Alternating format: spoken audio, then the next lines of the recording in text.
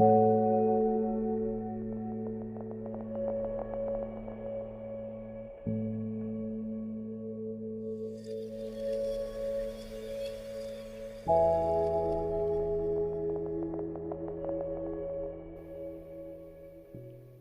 right, so this is 24 hours later after the initial video of my fruiting conditions.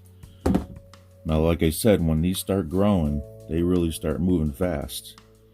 And this is the biggest one in the bin that we saw from the last video that was up to my second knuckle here, and this thing has grown exponentially. The cap has opened up a lot and the veil has broken. This fruit I will be taking for sure. I just wanted to show and demonstrate how I remove some of my fruits from the substrate. Now, some people can cut them with a scalpel, some people will use scissors, or you can just get right down in there close to the base, wiggle it a little bit just to feel how stiff it is, give it a little twist, and right up, and she has been removed. And you can see that the veil is broken here, and now you can see the gills, and she's obviously dropping spores everywhere. So sometimes you can get spores that'll rain down on your caps and they'll look dirty, and all you have to do is really just clean that off. But this fruit right here has been harvested. Now, when you have remaining substrate on the end of your fruit, you can just remove that here, or you can just let it dry the rest of the way and then just trim that off. All right, there she is. I have this one mushroom in the bottom of the bag. I will be harvesting a few more here in a couple seconds, but typically I just put my mushrooms in this bag and I just fold it over like you would.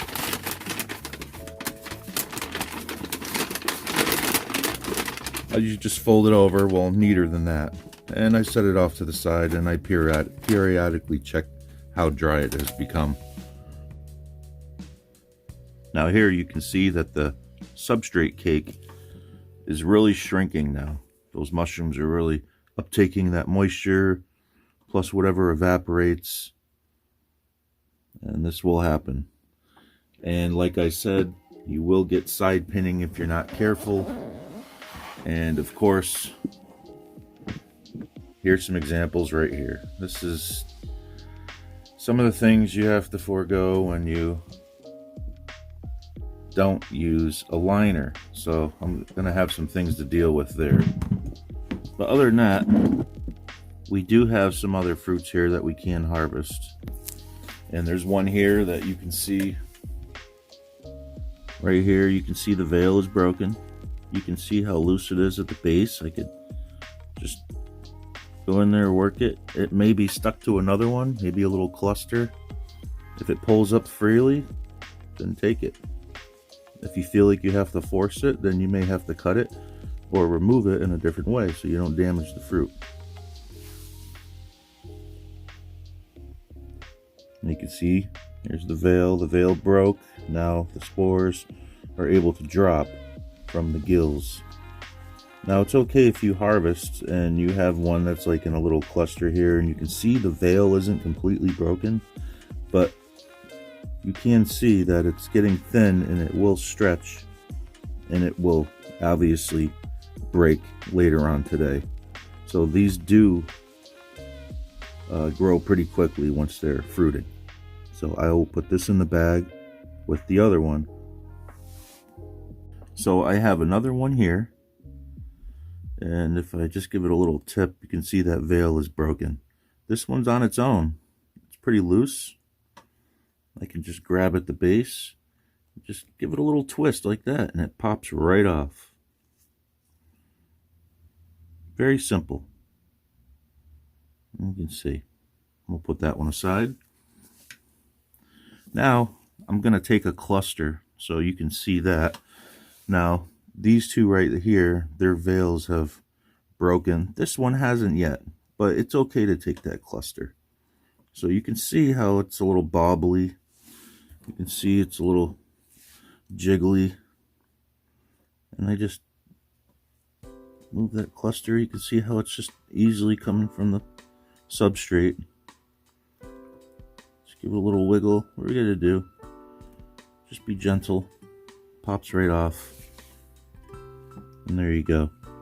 And as you can see, those two, the veil's broke. And this one right here, you can see it's stretching.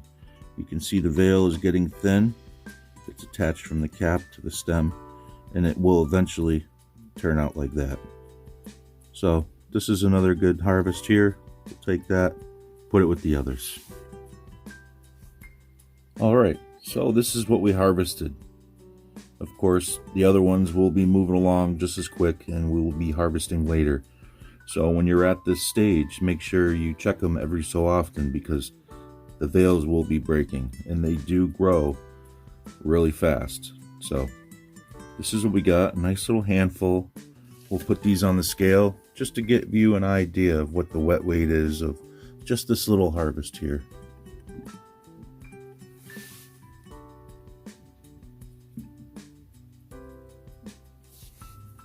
So as you can see, roughly 30 grams. We're just over an ounce of wet weight. And these will obviously lose a lot of moisture and dry out. You can see some of the bruising here already from where I grabbed them. Even as you're gentle when you remove them, they will bruise. But, you know, just try and not to damage them. So I'll put all these in the bag. And here they are, right in the bag. Very simple, not hard to do. Anybody can do it. And I just close the top, and I'll set it aside and let them dry.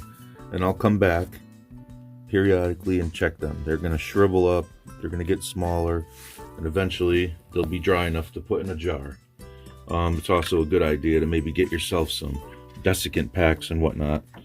I have all these in here that are dry.